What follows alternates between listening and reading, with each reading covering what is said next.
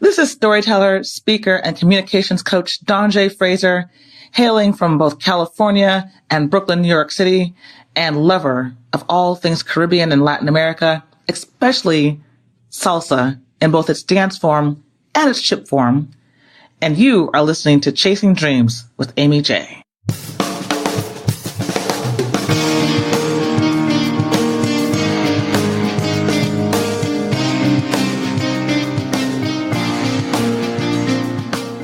Welcome to Chasing Dreams podcast with Amy J. Amy believes that realizing a life without regrets is achieved by taking chances, chasing your dreams, making moves, and overcoming your doubts. The Chasing Dreams podcast will help you overcome life's obstacles, believe in your potential, and inspire you to face your fears. And now here's the woman who is passionately pursuing her dreams, Amy J. Hey, Dream Chasers, this is Amy J, and thank you so much for tuning in to episode 164 of Chasing Dreams. Before we go any further, guys, here's a word from our sponsor. This episode is sponsored by our Patreon campaign supporters. Thanks to all of you for not just your monetary support, but for also believing in my mission to help inspire, empower, and equip people to chase their dreams. Your help makes it possible for me to continue that work. For more information on our Patreon campaign, and or if you'd like to donate $1 a month to help keep the show going, you can learn more at amyj21.com/Patreon. That's Patreon, Patreon. Thanks again. Dream Chasers, I want you to meet Dawn J. Fraser. She is a storyteller, educator, and nationally acclaimed speaker based out of New York City. She is the host of the live show and upcoming podcast, Barbershop Stories, which features storytellers performing true tales in barbershops and salons. Dawn has created programs for college students, educators, and entrepreneurs to develop leadership potential through storytelling, and is an instructor with the Moth and the Story Studio. She was featured amongst some of the nation's top innovators and changemakers as a speaker at TED NYC and has performed in shows including the Moth Mainstage, Story Collider, Risk, and the Unchained Tour. She loves being a twin, a Trinidadian, and tweetable at Dawn J. Fraser. Guys, welcome, Dawn. Hey, Dawn, welcome to the show. Hey, Amy, how's it going? You know, it's nice over here on the East Coast for once, but you're on the West Coast now. What's it like out there? You know, I just got here yesterday, and it's actually really nice. It's kind of this in-between. It's not fall. It's not summer. It's not really cold. I would say it's probably like in the probably more in the 80s today. So it's comfortable. That's not bad. Yeah. I feel like Northern California, a lot of times it's just either comfortable or rainy. You know, this is true. It's not bad. This is true. Now, Dawn, it's interesting because we met at Podcast Movement and we just started talking, and the moment we talked and I heard what you were doing and what your background, I'm like, yeah, you got to come on the show. Absolutely. And you know, what was interesting, and the reason mostly I wanted you to come on the show is you don't have a traditional background. So you did a bachelor's, you did a master's, but you didn't get what some would say a typical day job. No, and that mostly came about because of the crisis of 2008, to be honest with you. So not intentional? No, I think that so I graduated in 2004 and I moved to New York City and I got a job. You know, it was fine for that first year. It was a nonprofit type of job. But I wasn't that great at it. So I got laid off. And that kind of led into 2006 because it's kind of started the job late 2004. And for whatever reason, I just wasn't getting my groove. I wasn't really finding positions, like I was really interested in the connection between like arts, like, either like dance or capoeira or salsa, maybe not salsa at that point in time, but different type of art forms and the way that it could be used to build communities, internationally, like the way that hip hop speaks to people across the world and kind of shares the stories of African Americans in Harlem and the Bronx and Brooklyn, or how capoeira could come from Africa and Brazil. Yet, as somebody who was training it myself, I was learning to sing in Portuguese. I was learning to play various instruments. And so I was just fascinated at the way that arts could play a role in actually like community building and learning about each other's cultures. But at the same time, I just wasn't finding the kind of jobs that I thought that I'd be doing, which was more like, directing these arts programs or running different programs. And so when 2008 came, we all know what happened there. It was crisis not only for Dawn, but it was crisis for everybody. A lot of people, and, It was a tough time. Yeah, it was a really tough time. So at that point in time, I actually just started volunteering because I was broke and I was going and mostly doing temp jobs in New York City, anything from administrative work to catering work to waiting work. But, the thing that really was always interesting to me was I always listened to a lot of radio, which is why I also love podcasts, which was, part of the reason why I'm still in this podcasting space and how we all met. But as I was listening to the radio one day, I heard about a show. I thought at the time it was just a show, but it was actually an organization called the Moth. And they had lots of shows, I realized, almost like nationwide. And so I thought it was just really cool that there were people across the nation who were getting up, telling true stories with no notes. And since I had some free time on my hands, I just started volunteering with them, saying like, hey, I'd love to help coach your high school students or, anybody who would, that you work with in terms of your partnerships. And they're like, great, So, every week at 7:00 in the morning, I'd head out to East New York and I would work with these high school students on telling me their stories. And, it was like first period, nobody was awake.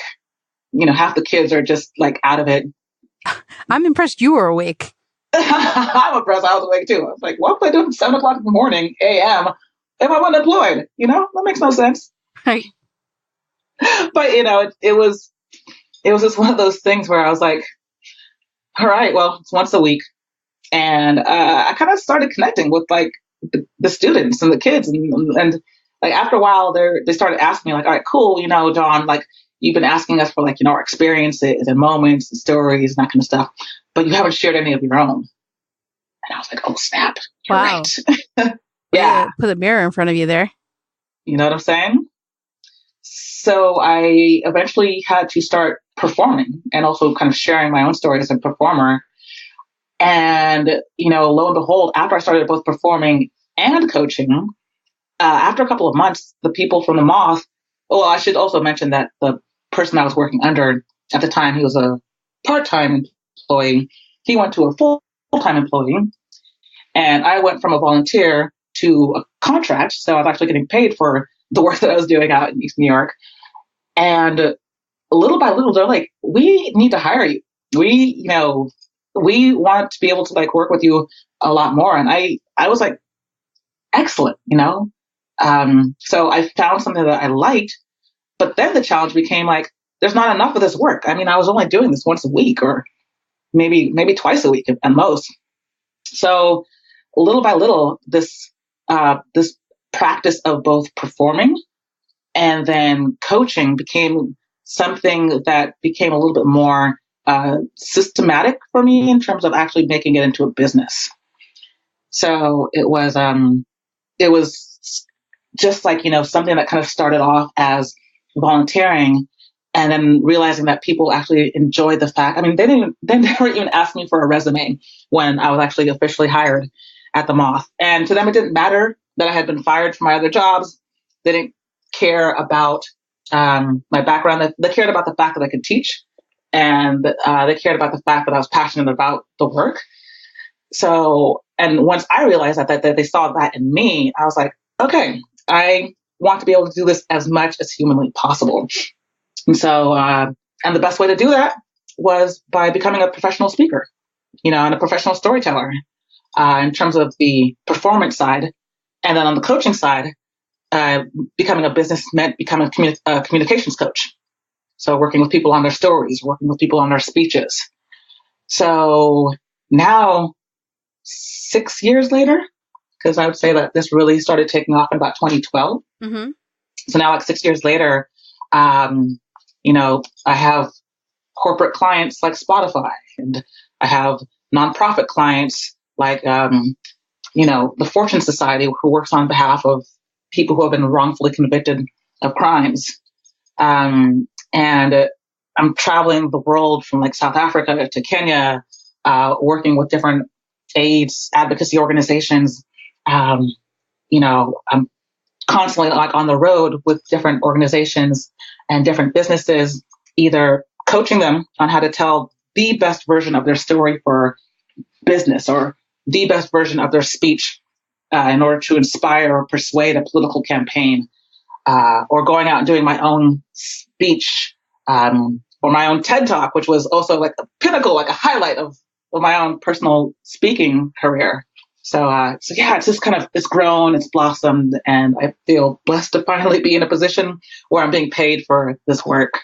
So what I love about this, right, is how it began, because you didn't go seeking money. You volunteered. You found something you loved and you said, hey, I want to be a part of this. You didn't get paid in the beginning, yet you still went. And not a lot of people would do that, right? Especially in 2008. Around that time, not a lot of people would be like, I'm a volunteer. Because that's hours out of your day. That's part-time job at McDonald's, Apple, wherever, that you could have taken for some kind of money to come in, some income, but you still held true to it. Now, did you do that volunteering and have something on the side to kind of get you through the day? Or were you kind of focused on the volunteering? I mean, I was mostly focused on the volunteering in terms of like what I loved to do, but I needed to do something because, my rent was going to pay itself. Right. And neither were my parents going to pay it for me. So I did. I definitely took a note that I took from a lot of my acting friends, and my friends who did not have traditional 9-to-5s was asking them like, okay, how do you guys actually manage your time when you have you might have a casting call at noon on like a Tuesday and then maybe something else on Friday? Like, how do you actually manage that if you have a job? And they were like, well, we have different types of jobs. And I didn't even really explore that until this particular year. And, but yeah, so I would say that the volunteering was my main focus in terms of like what I loved to do. But then like my acting friends and my actor friends, I should say, I was doing anything from like catering to temping. The temping was actually kind of hard because I did have a master's. Mm-hmm. I was either like way overqualified, yeah, or way underqualified for like real jobs. So sometimes even the temping was a pain in the butt. I remember like I have both a nose ring and a loop on my ears. Mm-hmm. And I remember I went into this one temp agency, and I just really needed some money. I mean, I was just trying to do anything. You're just trying to survive, yeah. I was trying to survive. I was wearing a suit. I was like, not typically me, but I dressed the part. And the recruiter and mind you, like I was selling her. I was like, look, I can do administrative work, I can do management work, I can I can hustle, whatever. I have a master's from Harvard. I can do this. Trust me, I can do this. And she looks at me and she's like, can you do anything about that? And she pointed to my nose ring. Oh man. And I was like, it was one of those moments where, I'm a Black woman. So it's not like discrimination and issues just around visual appearance. They're going to come up, and you kind of know when somebody is being either not, I don't know what the word, just not really authentic with the potential of a person, and all they're really seeing is like a nose ring or a skin color. And I was like, no, I mean, I can take this out, but there's still going to be a hole there. Yeah. So needless to say, I didn't get that temp gig, but it was New York City. I just kept on finding things that I could do until finally, little by little, the work as a coach, like in terms of coaching, started to pay just a little bit more than my work in catering or my work in, just promoting different products around city. And see, it's that dedication, that, hustle, grind, get it done. And it's not what you anticipated. It's not what you expected. You come out, and I never related more than the overqualified part of your story, because I've heard it, been there, done that, applied, gotten rejected. And you're just trying to survive. You're just trying to make it through. And yet, did you find joy or some kind of comfort in the volunteering you were doing? I loved it. Yeah. I absolutely loved it. It was very counterintuitive because I wasn't getting paid, but it was one of those things where I would actually get up in the morning to go do this. Mm-hmm. And I felt better about it at the end of a session than I did after any type of work that I was doing at that time. Is that when you kind of got, so, self-awareness is something important, but we don't always have it. When did you kind of realize that this is kind of the road I want to do? Like when you started getting better and doing the public speaking and working on yourself, when did that moment happen? Do you kind of remember? I think that moment happened for me around 2010. I remember I was on Facebook one day, just kind of browsing different friends' profiles. And I came across this guy who was a public speaking coach, mm-hmm. mostly for the high school market. But his whole class was online, even though he was based here in California. And so I remember kind of looking at this course and being like, you know what? I've never taken an online course. I've never been part of a mastermind, anything like that. But this guy was his videos were all about the fact that people need to hear your voice. People need to hear your story. And this is a viable business. And I remember just watching these videos and thinking, maybe I could be a public speaker. But this course at the time, I want to say was about $1,500 to $2,000, which was money I did not have. Right. And so I kind of wavered because there's something about it that was interesting, definitely along the same path of what I was doing. But I was nervous because, here this guy is talking about the fact that you can make just as much money public speaking that you can in a 9-to-5, and you'll feel great because people will connect with you. People will want to speak to you afterwards. It's a great platform for writing a book, and it's a great platform for all this other stuff for, to establish your own personal brand. Sure. And so I started thinking, I was like, well, I still can't afford the $2,000. And so I remember I called up the admissions people, and they were like, well, to be perfectly honest with you, if you execute to a T everything that we're teaching you, you're going to recoup that money because you'll be able to charge $5,000, $10,000 per speaking gig. But it's not going to be magical. It's not going to happen overnight. But it will be something that is going to sustain you, and it's going to help to, get you where you want to go. And I think that was the moment where the volunteering started to become a little bit more okay, I now need a coach in order to figure out how to establish myself as a business owner, in order to figure out how to make what I'm doing, what I'm happy about, into something that's a viable, product that people can actually buy. Yeah, yeah. So it was really, for me, I think it was really that moment when I decided to invest in a coach and to invest in a program that things really, and seriously taking my time to thoroughly go through the material and thoroughly spend my time to develop my website and my speaking reel and make contacts and, all that kind of stuff that goes into actually establishing a business. Websites, I don't know how to build a freaking website. So you made the leap. I made the leap. That was it. Girl, I'd be so stressed. You made the leap? You didn't have the money. No. But you made the leap. Not even close.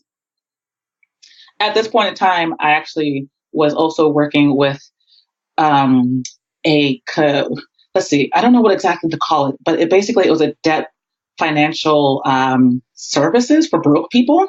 Oh, is that the one where they consolidate it and they pay it for you, you pay them or something? I consider that one, but no, this was one. It's called Green. I think it's called Green Debt Solutions. I could be wrong. But basically, they're like counselors, and they say like, hey, okay, look, you have this Citibank card at like 25% APR. Jeez.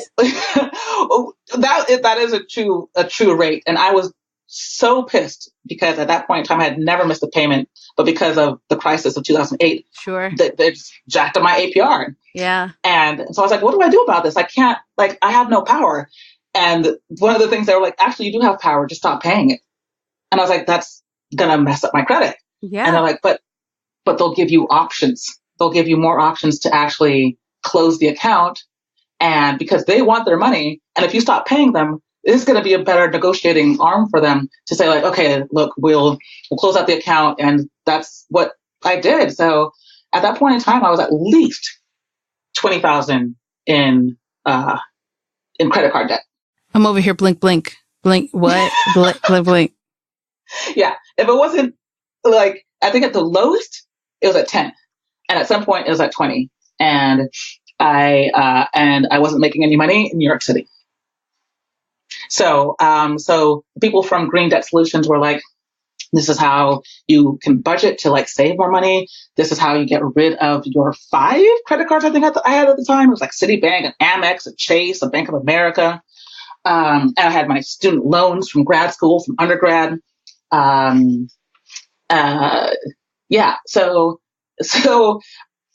in the process of like also like stepping into my career, I also had to figure out how to just get rid of massive debt. And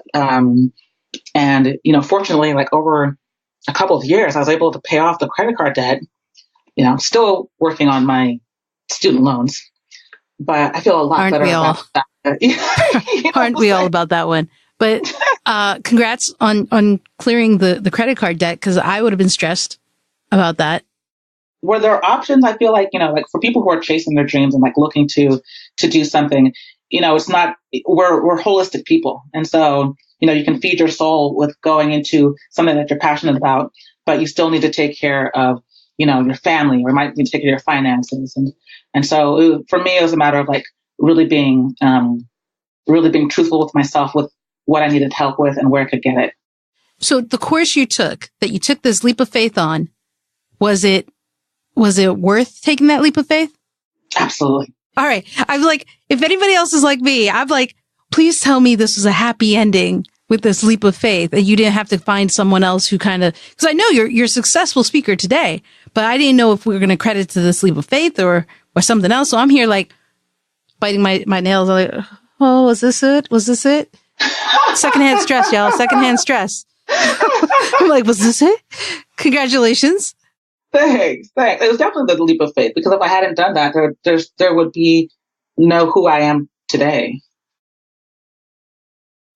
But I want to make it clear, the fact that she took the leap of faith is one thing, but let's not get it twisted. It's the work she put in that made it happen.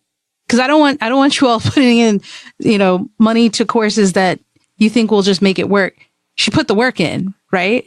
Tons of work. Yeah. Yes. Okay. Let's just make that clear. Okay. We took the leap of faith, but then we did the work to make sure that it was actually going to benefit me. Nice.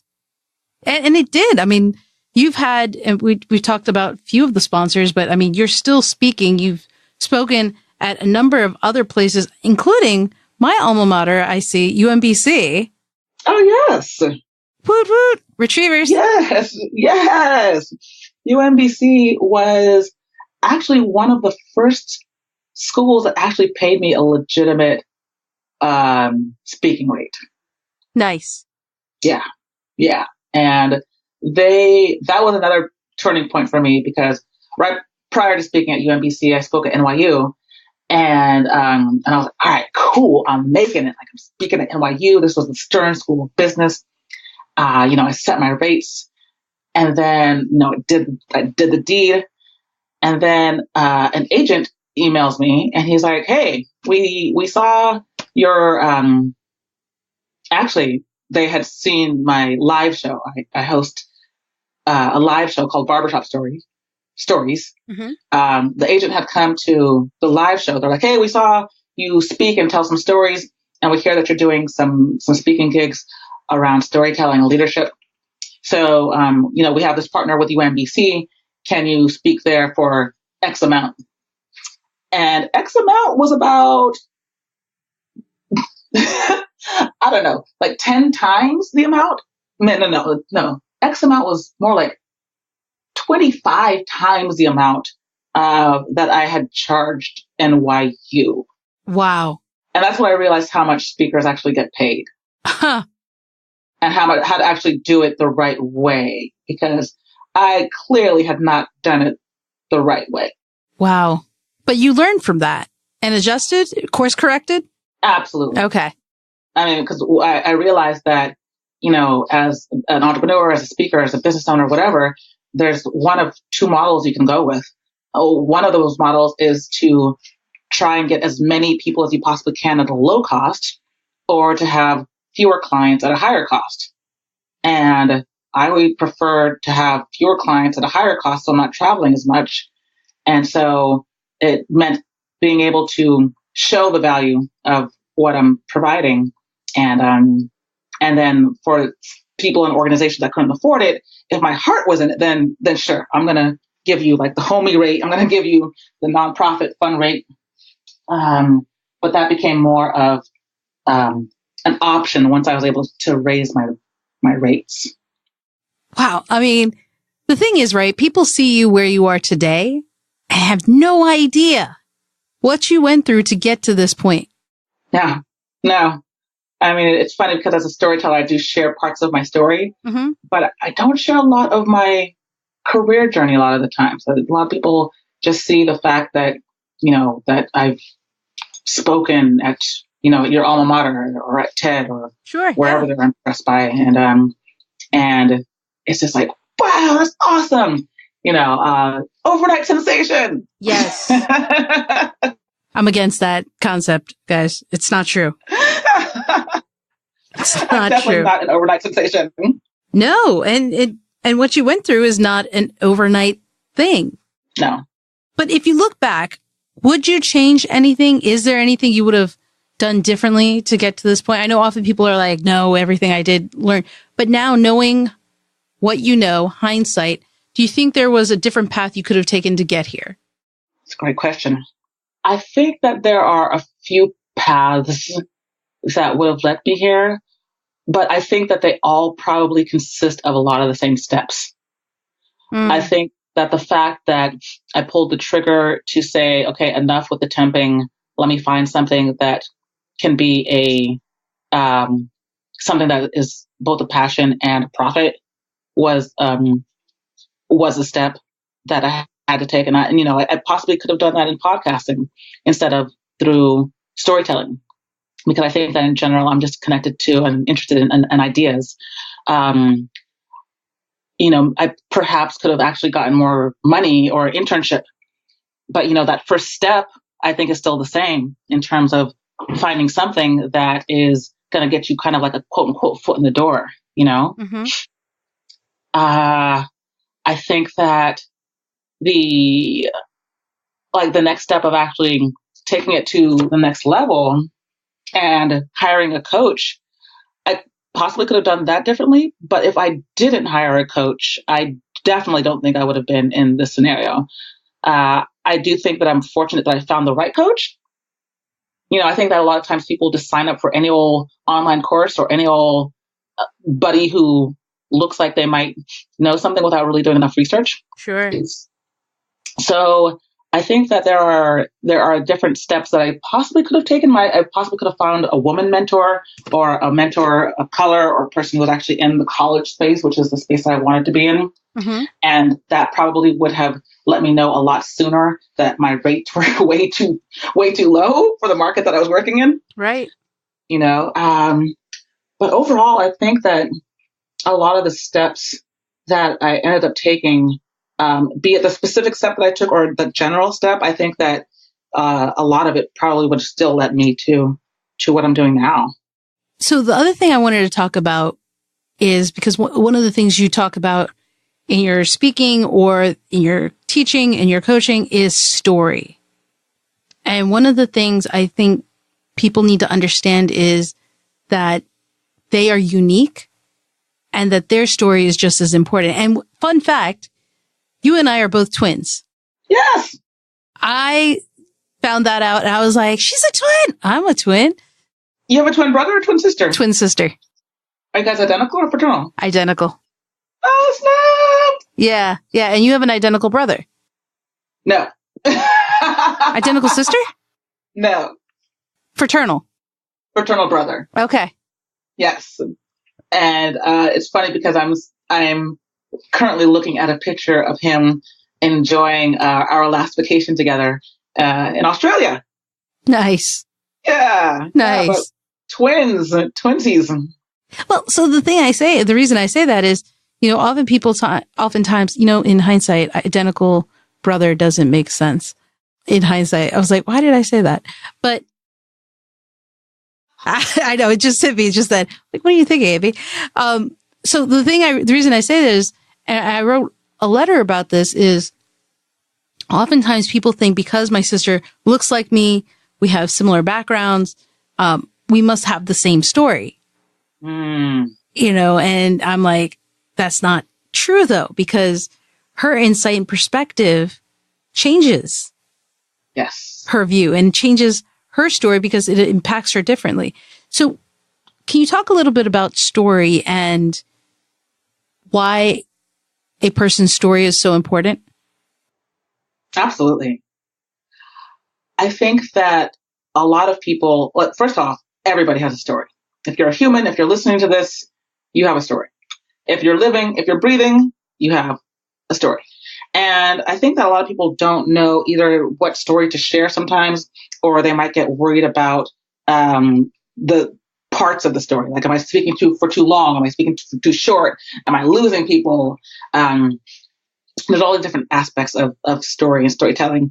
And, the thing that I've realized over the years is that the more that you're able to actually share succinctly just one moment from your life, and not to tell it as an anecdote, like, just as a joke, but actually to start people from the beginning of a particular journey, to take you through kind of like the problems, the crisis, and to lead them to, and that's when I realized, or that's when I saw that X, Y, and Z, it kind of shows you the values of a person. It kind of shows you not only like what this person has gone through, but why it's significant to them, And so one of the things that I love being able to do is actually just sit with people and to ask them, or to give them actually a series of prompts to see what response to that, what kind of responses I can get from them. Because because I never know anybody's story. I have no clue. Like 100% of the time that I go into a coaching session, you may have written stuff about who you are online, and that is not typically the story that you share when we really kind of get down to the heart of the matter. So, and once you get down to the heart of the matter, you'll actually see that people are so much more either connected to you or inspired. So, but once again, kind of getting back into those issues that people face with storytelling, or telling their own, or giving a speech or presentation. Sure. I work a lot also on just like, okay, so this is how you edit, and this is what an arc is, and this is how you should put it together. So a lot of it is like, is actually just kind of understanding first that A, you have a story, B, the story is worthy and needs to be shared, and C, how to actually do it in a way that's true to you. You're not trying to be a stand-up comedian. You're not trying to do improv. You're just trying to authentically tell a story that we probably can't just read on the internet. Yeah. I hope you guys heard that. Because I think there is a distinction, right? There's so many things I think sometimes that people stop at the social media level. And it's like, but that's not it. I think we're conditioned to think that, but it's not, right? No, I mean, the basis of human existence was the stories that we would pass on from either like father, son, mother, daughters, communities, from way, way, way back to like when we were evolving as humans. It would be like, okay, that berry over there is going to kill you, son, to nowadays where we actually can take a story of vision, like an MLK speech, and talk about the present, how this is a situation, but the future, we can see more like democracy. We can see more people like, integration, or we can see this a better America, and those are all stories. Those are all like, visions and ideas and experiences, and how we articulate them are all part of what we've seen, what we've experienced, and what we want to see in the future, and how things can change, or what we've realized about ourselves, what we realize about society, so it's all story. Story is powerful, guys. That's why we keep talking about it. That's why I keep harping about it to you all, because everyone's story is different. Doesn't matter if you're twins or if you're like, no two snowflakes are the same. No two people are the same, regardless. Exactly. And actually, my TED Talk is about my twin brother and a lesson that he taught me, because my twin actually were very different in regards to the fact that he has special needs. So statistically, we're 1 in a million, where one twin is fine and the other one has special needs. And so part of my story, the TED Talk was always about, was about how I was always assuming that I was kind of like the one who needed to like look out for him, or I needed to make sure that even though that we're twins, I needed to make sure that my brother was taken care of. And so I was like fiercely competitive and all this kind of stuff. But there was something that happened at UCLA that switched all of that for me when I realized that my competitive nature was not what he needed. He needed to be seen and treated and felt like an equal, like somebody who could participate in society. And so even though we're completely different in many, many regards, there was an aha moment that happened for me as related to him. And so, yeah, I think that twin journeys, regardless of identical, fraternal, or even sibling journeys, all kinds of different stories are totally valid, because you never know when or where you're going to get hit with inspiration. No doubt. And that's something Jamie and I, my twin, talk about is, even though we have similar things, it's different stories. It's different. Twins face it a lot, but siblings also, right? You guys, doesn't matter. You don't have to be twins to feel this way, or even close friends probably feel it as well. Yeah. Oh, absolutely. I feel like nowadays it's funny, because speaking about twins, one of my other storytelling buddies, he's also a twin, identical twin, and he is openly gay, and his twin brother is not. And so I think that just because, you and your twin and a lot of identical twins have the same DNA, the same genetic composition, we're going to see things differently, and we're going to experience things differently, because our souls are different. We're not the same person. So true. Now, Dawn, one of the things I want to do with people before I let them go is ask, what is something that you would recommend a dream chaser to do today to chase their dreams? Something that they should do today, not tomorrow, not later. One action. What would you say? Before I answer that, can I ask a question? Yeah. How much of your audience do you think either like journals, writes, kind of reflects on their own actions? A low percentage. Okay. How much of your audience do you think has taken the time to self-reflect? A little higher percentage, but I don't think they journal those thoughts. And I think they may not realize they're self-reflecting. Gotcha. Because one of the actions that I think is necessary is that self-reflection, regardless of how it's done. If it's done by writing in a journal, if it's done by talking to a therapist or talking to a friend or talking to somebody, that's an elder, for example, about them, specifically about what makes them happy, specifically around why they want to pursue a particular, because to be honest with you, it comes down to the why. Why do you want to do this? And if you don't have a compelling why and for following a certain path, it's going to fall apart. Mm-hmm. And so in order to find that why, you have to spend some time, like either really digging to the source of your motivations. And I think that one of the best ways to do that is to spitball those ideas. You know, this is a bit of a tangent, but I remember back in about 2012, I went to a place where I could actually take different tests, cognitive tests, to see what I was good at. And one of those tests was, one of the results of those tests was like I was really good in auditory stuff, like stuff with audio, and good with ideas.